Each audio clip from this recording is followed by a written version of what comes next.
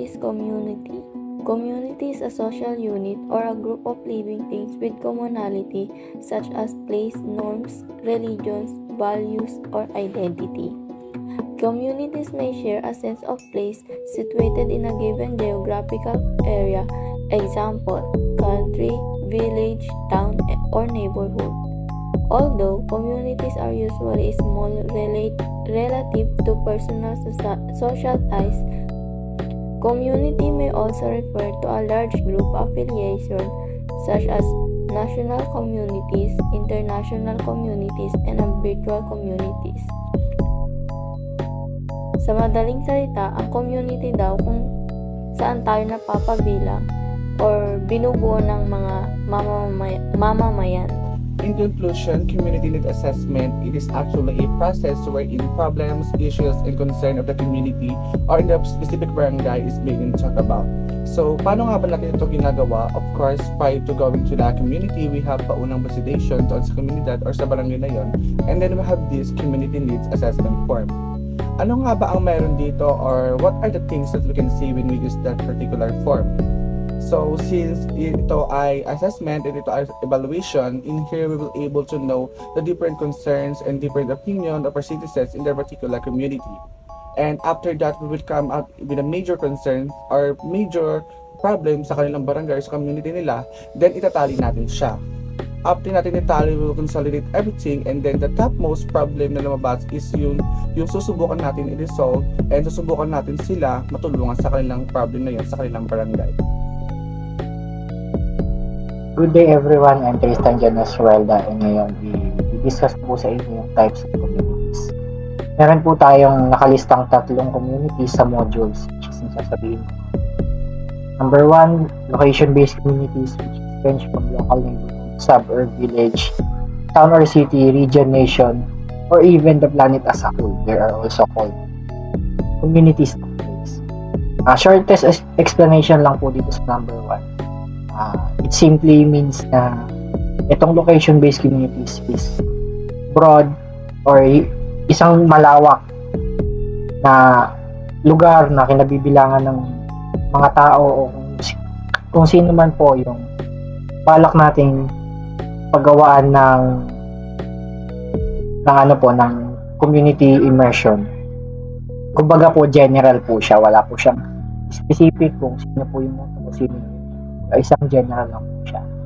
Ngayon, ito naman po pangalawa, general identity communities. Ito naman po yung mas specific na po siya kaysa sa location-based communities which is local clique, subculture, ethnic groups, religious, multicultural, or global community.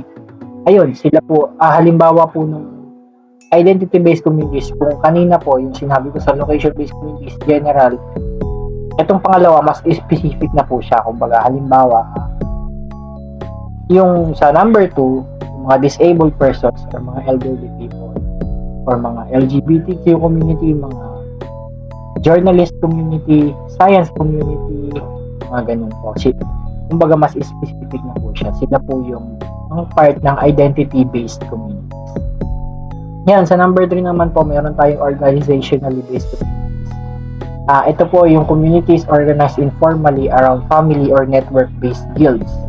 So, from the word itself, organizationally based, ibig sabihin sila po yung mga churches, mga unions, school, healthcare agencies, social service groups, mga fraternities and clubs. Sila po yung mga grupo na pasok dito sa organizationally based communities. And mahalaga po na malaman po natin na kung alin po dito sa 3 part na to yung community na paggagawaan po natin ng community immersion para maiplano po natin ng maayos yung mga gagawin po natin. Thank you. Ako nga pala si Aljon Dave. Ang tatalakayin ko ngayon ay ang Community in Disaster Management Role. Ano nga ba ito? Ito ay ang partisipasyon ng individual sa isang komunidad kung saan sila ay naghahanda upang mabawasan ang magiging epekto ng sakuna o kalamidad na darating sa isang komunidad. Kailangan din natin malaman na maigi ang ating environment o ang ating ginagalawan para maiwasan ang hindi inaasahang disgrasya at makatulong tayo pag mayroong nangangailangan. Dahil hindi na responsibilidad dito ng gobyerno at ang iba pang external agency, dapat tayo na sa sarili natin mismo na mamamayan ay tayo na ang responsibilidad na natin na tulungan na ang ating mga nasasakupan sa community. Number 2 ay ang ethnic community. Ang ethnic ay nagmula sa salitang Greek na ethnos, na kadalasan na tinatawag natin na etniko. Ang ethnic ay ang grupo ng mga tao na pare-parehas ang kanilang pananalita, kultura, at iba pa. Ang importansya nito ay ipapaliwanag ni Lance Maverick. The significance of ethnic community disaster management gave us some opportunities in disaster management. The behaviors of communities and individuals when subjecting to disaster situation with the underlying cultural aspect of them. The significance of ethnic community disaster management are given below. Ano nga ba ang kahalagahan ng pamamahala sa kalamidad? Ang kahalagahan ng pamamahala ng kalamidad sa komunidad ng etniko binibigay sa atin ang ilang pagkakataon sa pamamahala ng kalamidad. Ang pag-uugali ng mga komunidad at individual kapag sumasailalim sa mga sakuna. Sa tulong ng pamayan ng etniko, nalalaman natin ang kanilang wika, kultura at iba pang aktibidad na nakakatulong sa pamamahala ng ating kalamidad. Language. Language helps to express ideas and enable communication with other, which is effective in disaster management. Ayon dito, nakakatulong ang iba't ibang wika upang makapagbigay ng ideya at mapagana ang pakikipag-usap dahil mabisa ito sa pamamahala ng kalamidad. Values. Values help us to evaluate people, objects, and events in disaster management. Ang values naman ang tumutulong sa atin upang masuri ang mga tao, mga bagay at mga nangyayari sa disaster management. Ang kanilang kakayahang tumulong sa yugto ng kalamidad ay iba sa ibang komunidad sa pamamagitan ng pag-alam sa kanilang adoption measure at mapabuti natin ang ating survival power sa mapaminsalang kaganapan. For example, the Moken community in Thailand identified the signs such as unusual behavior of animals, birds, and low tide as indication for a tsunami from their traditional stories. Thus, this community moved away from the sea towards protected areas. Dahil sa generational transformation ng mga kultural na bahagi tulad ng kaalaman, paniniwala, halaga at pamantayan, ang mga halaga ng lipunan ay napapanatili nila para sa hinaharap na nagbibigay ng gabay upang mabuhay sa disaster management. Occupational community. Occupational communities represent bounded work cultures populated by people who share similar identities and values that transcended specific organizational settings. An occupational community as a group of people who consider themselves to be engaged in the same sort of work, whose identity is drawn from their work, who share with one another a set of values, norms, and perspectives that apply but extend beyond work-related matters, and whose social relationship meld work and leisure. Ininumungkahin nila na ang paghahanap para sa pagpipigil ng sarili sa trabaho ay nagbibigay espesyal na motibo para sa pag-unlad ng mga komunidad ng trabaho. Higher and lower community. The higher class community is often made of the highly educated business and professional people with high incomes, such as doctors and CEOs. They live in the exclusive neighborhood, gather at expensive social club, and they also have a great influence and power both nationally and globally. The higher class community daw po is from the word itself, higher. Sila yung mga nakakataas sa ating society at sila yung mga taong may access sa lahat ng healthcare o anumang mga bagay na gusto nila. At pagdating naman po sa disaster management, may mga role din naman po ang mga class na to kasi sila yung tumutulong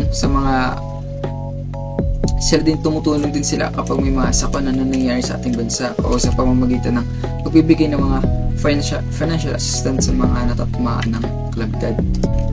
In the lower class community, the lower class community is typified by poverty, homelessness, and unemployment.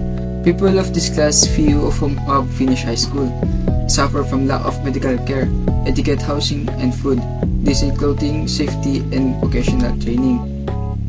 Andito naman po sa lower class community, sila naman po yung mga taong nagsasuffer sa lack of medical care at sa mga basic needs tulad ng clothing and foods. And yung mga nasa lower class po, sila yung mga tinuturing ng mga tao na masasamang tao. Like, sila yung kapag nasa lower class ka is yung mga taong tingin na sa'yo is criminals and mga addict. Tulad nung sinabi kanina, sila yung mga societal trash, which is false because there are still people who are in lower class that have manners and respect to other people, and some of them are very caring and helpful people without expecting in return. And pagdating naman po dito sa disaster management, yung mga nasa lower class community po is sila yung kadalasang nagsasuffer sa mga kalamidad na tumatama sa ating bansa. Kaya kailangan talaga natin ng disaster management sa ating komunidad para maiwasan yung mga nasasawi at mga nasasaktan sa pagdating ng mga kalamidad sa ating mga community. Conclusion community. Members play a vital role in reducing the impact of a disaster. People at this level are often most vulnerable to disaster and experience the greatest impact for various reasons.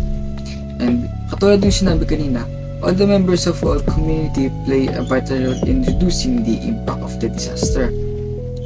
Kalimitan po sa mga tinatamaan ng mga disaster is yung mga nasa lower class. So we need to reduce the impact of disaster sa pamamagitan ng pakikipag-cooperate sa ating mga local disaster management. And kung nasa higher class ka man o nasa lower class ka is kailangan pa din natin kaisa para ma-overcome natin yung mga disaster na maaaring tumama sa atin. Hi guys, so I'm John Roquelig, and now let's talk about the community needs assessment. So, alamin muna natin kung ano ang meaning ng community needs assessment.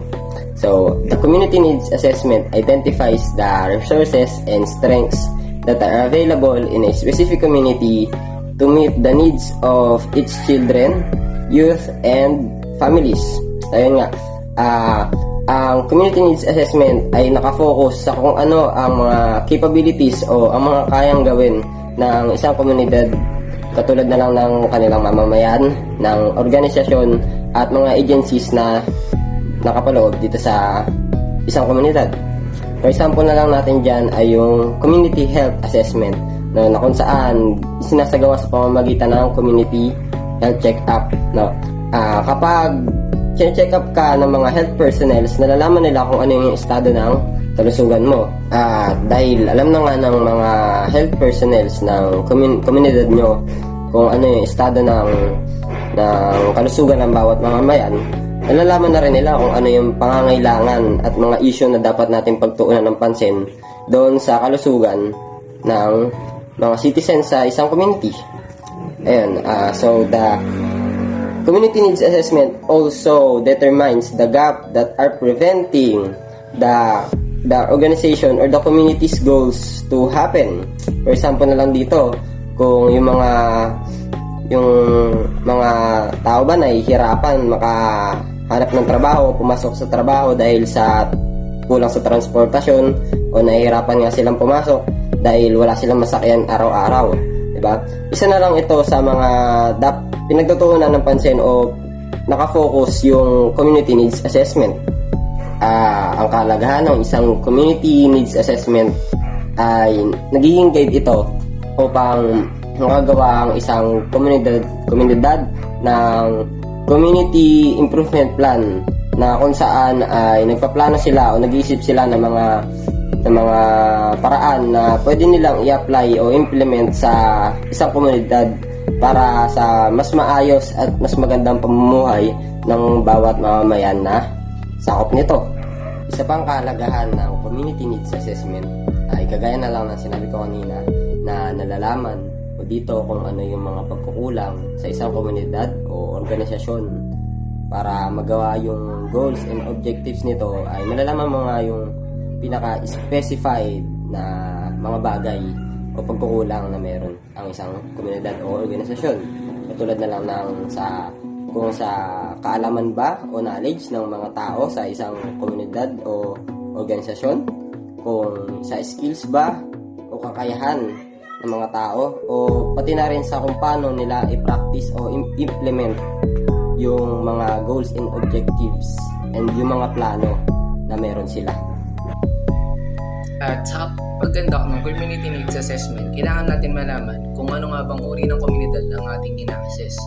At meron tayong tatlo, at ang una ay ang urban. Ang urban community ay ang mga city. Ito ay ang mga highly dense population kung saan napakarami ng tao na ninirahan dito. At ang pangalawa naman ay ang suburban. Ito ay ang komunidad kung saan hindi ganoon kataas ang population sa lugar na ito, at kadalasan ang mga naninirahan dito ay ang mga nagtatrabaho sa urban communities. At ang panghuli naman ay ang rural community kung saan ito ay napakalayo sa syudad at ang bilang ng mga tao na naninirahan dito ay napakababa. Outline conducting of community assessment. Community assessment is the process of gathering information and data about sa particular community para ma-identify ang mga needs, strengths, resources, and challenges. Ang purpose ng community assessment ay mag-provide ng comprehensive understanding para sa komunidad, which is magagamit natin to inform planning, decision-making, and the development of interventions or programs that are tailored to the specific needs of the community. So dito po, meron tayong process sa pagkakandak ng community assessment. Process number 1, Scope Needs Assessment. What is the purpose? Importante po na meron tayong clear understanding on why we are conducting the assessment at ano po ang gusto nyong ma-achieve dito. This could include identifying the needs and concerns of a particular community, assessing the effectiveness of the existing program or service, or gathering data to inform policy decisions among other purposes. What is the purpose? Ano nga ba ang dahilan kung bakit ginagawa natin tong assessment? Who will use the results? Sino po ang makikinabang sa ginagawa natin? Siyempre po ang community, pwede din po ang community leaders, government officials, and the non-profit organizations. What are your resources? Consider the resources na meron ka to conduct the assessment, such as funding. Siyempre po, importante po na may budget tayo. Personnel, siyempre kailangan din po natin ng kasama. Malungkot po ang mag-isa, kaya maghanap po kayo ng kasama sa buhay. And technology. Identify the potential limitations that could impact the assessment, such as time constraints or access to community members. How will you involve the community? Consider the level of involvement that community members should have in the assessment process, such as participating in data collection or analysis or providing feedback on the assessment findings. Who will be the decision makers? Identify the individuals or groups who will be responsible for making decisions based on the assessment findings and determine their role in the assessment process. Process number 2, determine assessment criteria. When determining assessment criteria, importante na i-consider natin on what aspect of the community or program na gusto mong i-assess at anong outcome ang gusto nyong ma-achieve. Meron po ako dito ang tatlong example. Number 1 is demographics. Assessing the community's demographics including age, gender, race, ethnicity, and socio-economic status can provide important context for understanding the community's needs and priorities. Number 2, community needs. Assessing the needs and the concerns of the community such as access to healthcare, education, and social services can help identify areas where interventions may be needed. 3 is program outcomes. Assessing the outcomes of a program or services such as changes in behavior, knowledge, or attitude can help determine whether the program is effective and meeting its intended goals.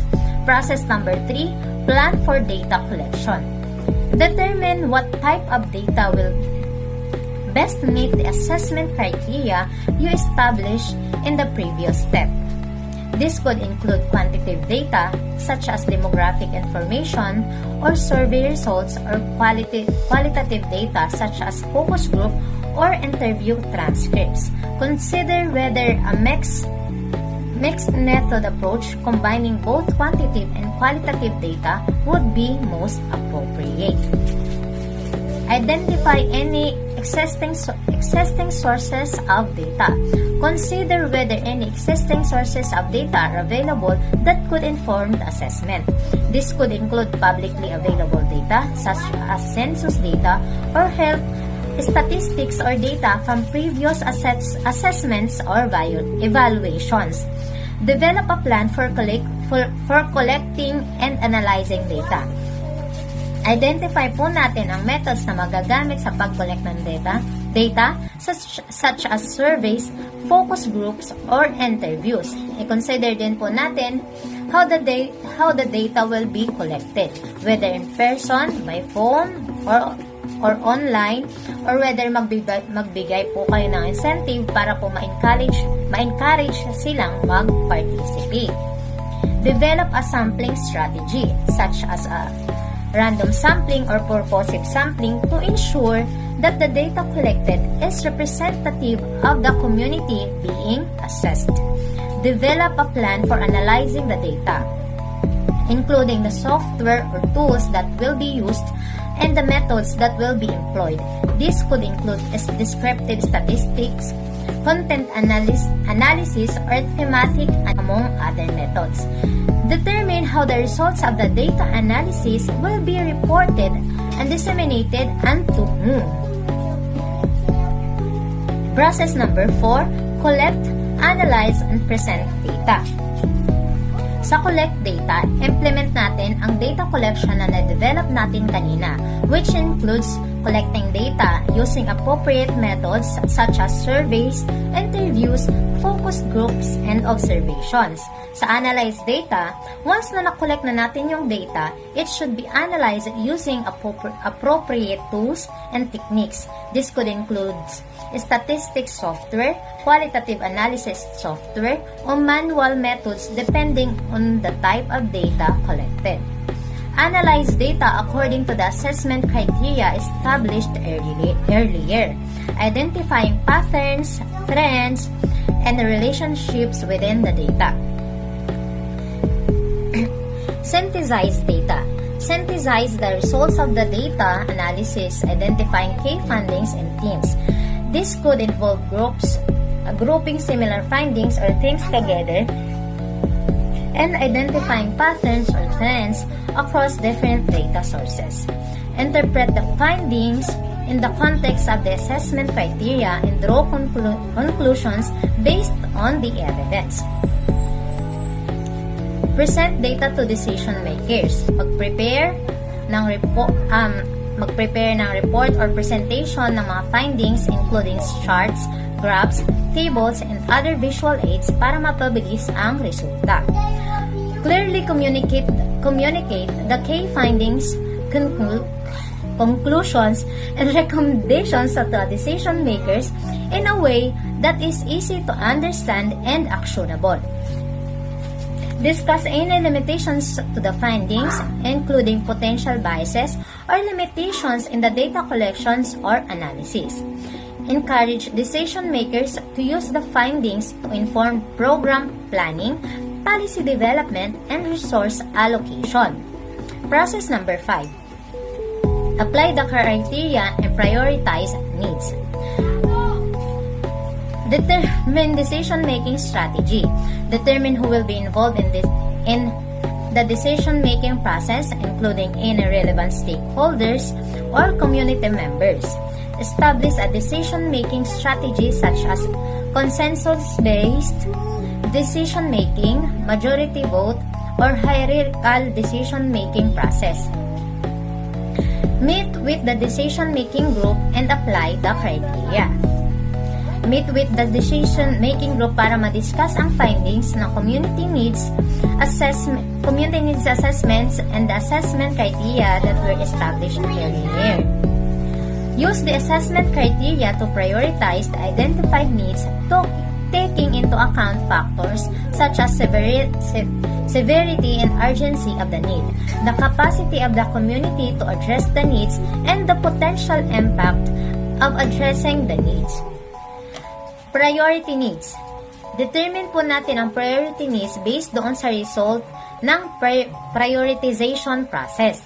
Mag-develop din tayo ng plano para ma-address ang identified needs, including in specific interventions, timelines, and resources needs. Monitor progress towards addressing the identified needs and adjust the plan as needed based on ongoing assessment and evaluation. The last process is identify next steps and report back. Identify issues for prioritized needs. For each prioritized needs, identify any underlying issues or contributing factors that need to be addressed in order to effectively address the needs. Consider risk and protective factors, causes, and consequences associated with the prioritized needs. Explore evidence for effective interventions or approaches. Review the literature and research on effective interventions or approaches for addressing the identified needs or issues. Consult with subject matter experts and stakeholders to gather additional information and perspective on effective approaches. Report findings to stakeholders. Prepare a report or presentation summarizing the findings of the community needs assessment, including the identified needs, prioritization process, and underlying issues. Include recommendations for interventions or approaches based on the evidence and input gathered from stakeholders. Present the report to stakeholders, including the community members, funders, and decision makers, and solicit feedback and input on the recommendations. Use the feedback to refine and adjust the plan as needed.